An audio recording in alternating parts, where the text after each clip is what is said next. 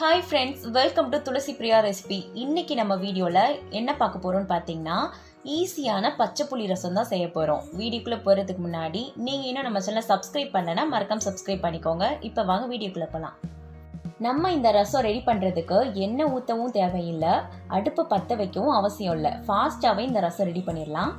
ரசத்துலேயே பார்த்தீங்கன்னா நிறைய விதமான ரசம் இருக்குது.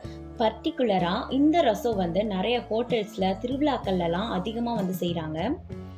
ஆல்ரெடி இந்த ரசம் நிறைய பேருக்கு தெரிஞ்சிருக்கும். தெரியாதவங்களுக்காக மட்டும்தான் நான் இன்னைக்கு சொல்ல போகிறேன்.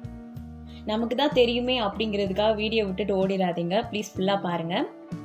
இந்த ரசத்துக்கு சைட் டிஷ்ஷாக நம்ம அப்பளம் ஊறுகாய் வச்சு சாப்பிட்டா கூட காம்பினேஷன் சூப்பராக இருக்கும்.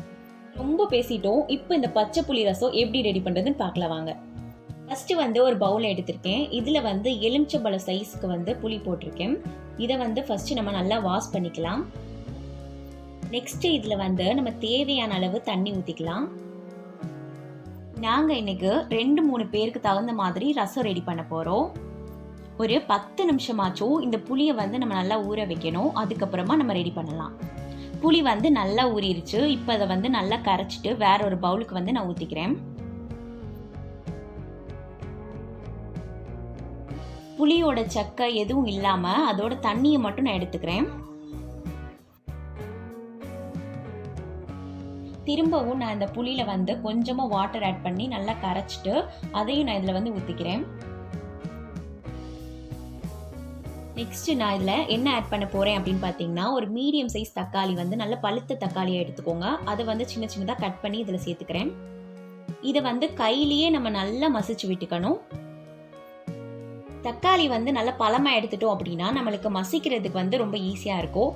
அடுத்ததாக நான் கருவேப்பிலை கொஞ்சமாக போட்டுக்கிறேன். பிச்சு பிச்சு போட்டுக்கலாம். முழுசாக போட்டோம் அப்படின்னா ஃப்ளேவர் இறங்காது.